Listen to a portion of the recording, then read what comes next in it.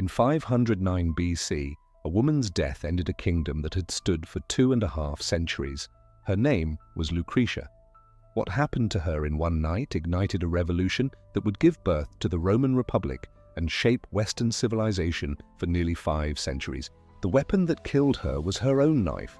The hand that wielded it was her own. And the words she spoke before she died would topple a throne. Rome was suffocating under King Lucius Tarquinius Superbus, Tarquin the Proud. The tyrant had murdered his way to power, butchered his predecessor, and now ruled without senate, without law, without mercy. Nobles vanished in the night, property was seized on whim. The people starved while the royal family feasted. And in the tyrant's court, shuffling between marble columns, was a man named Lucius Junius Brutus. He drooled, he giggled at nothing, he stumbled over his own feet while courtiers laughed. The perfect fool. The tyrant had already killed Brutus's father and brother and stolen everything he owned. Brutus survived because everyone believed he was too stupid to be dangerous. They were wrong. Then, one night, far from Rome itself, the Roman army was camped at Ardea, besieging the city in another of the tyrant's endless wars. In the command tent, wine flowed and young nobles grew restless. An argument erupted whose wife was the most virtuous. Sextus Tarquinius, the prince, the tyrant's son, boasted about his wife. Others joined in. Then Lucius Tarquinius Collatinus made a wager. Why argue? They could ride back to Rome right now and see for themselves. Brutus tagged along, muttering nonsense, swaying in his saddle. The nobles laughed and let him follow. They galloped through the night. At the first nobleman's villa, wives drinking, musicians playing, servants rushing with wine.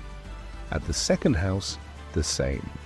Laughter, dancing, freedom. But when they reached Collatinus's estate, the house was quiet. No music, no parties. In the lamplight of the atrium sat Lucretia, surrounded by handmaidens, spinning wool, working, managing her household, while her husband was at war. The nobles fell silent. Collatinus had won. The prince stared at Lucretia. The firelight caught her face. He didn't see virtue, he saw conquest. Brutus, slouched in the doorway, watched the prince's eyes, watched his jaw tighten, watched desire twist into obsession. Brutus said nothing, just smiled his crooked smile and drooled a little.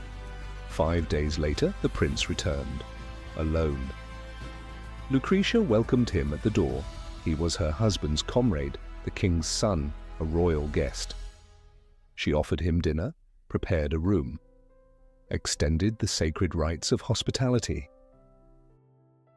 Then at midnight, the household slept.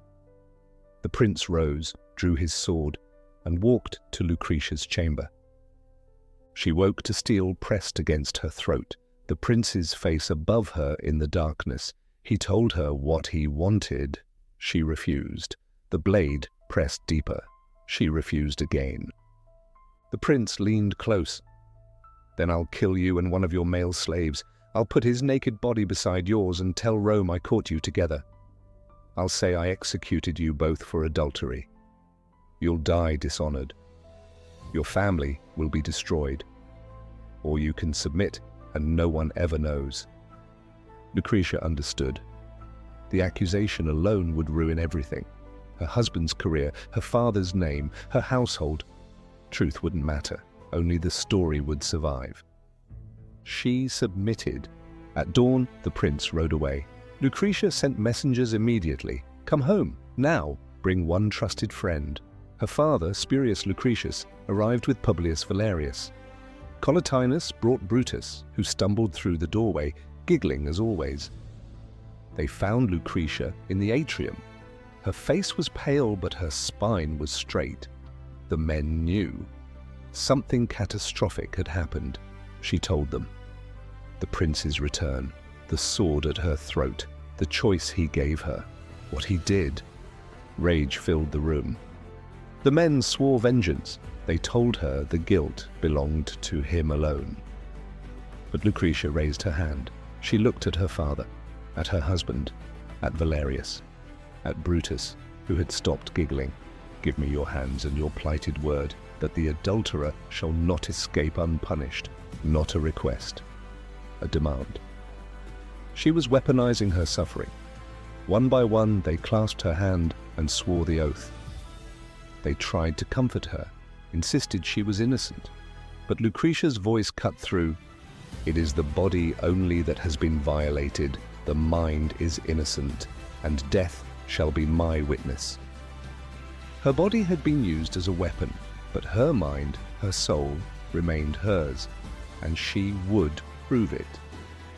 "I shall not absolve myself from punishment, nor shall any woman pleading the example of Lucretia henceforth survive her shame." She pulled a knife from her robes and drove it into her own heart. The blade punched through cloth, through skin, through bone. Lucretia collapsed into her father's arms. Blood pooled on the marble floor. The men stood frozen, mouths open, unable to process what they'd just witnessed. Then Brutus moved. He strode forward. No stumbling, no drool, no fool's grin. He knelt, gripped the knife handle, and pulled it from Lucretia's chest. Blood ran down the blade onto his hand. He stood and held it high. When Brutus spoke, his voice was clear, strong, commanding. He swore by Lucretia's blood, by the gods, by everything sacred, that he would drive the tyrant, the prince, the entire royal family, and every trace of monarchy from Rome. He would burn the kingdom to ash. Collatinus stared. Valerius stared. This was Brutus? The idiot who couldn't string two words together? The mask was gone. The revolutionary stood in its place. "Carry her body to the forum," Brutus commanded. "Rome will see what their prince has done." They lifted Lucretia's corpse. Blood dripped as they walked through the streets.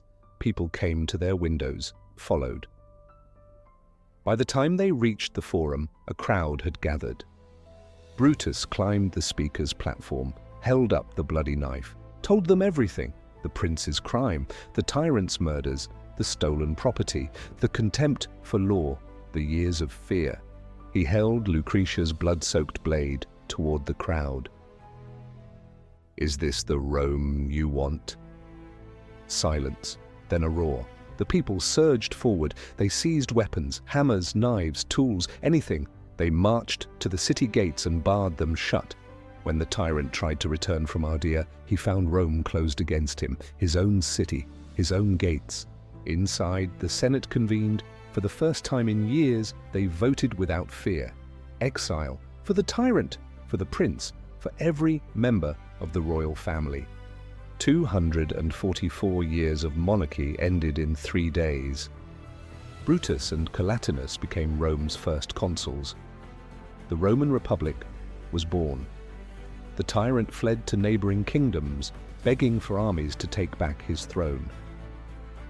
He died years later, still in exile, still plotting a return that never came.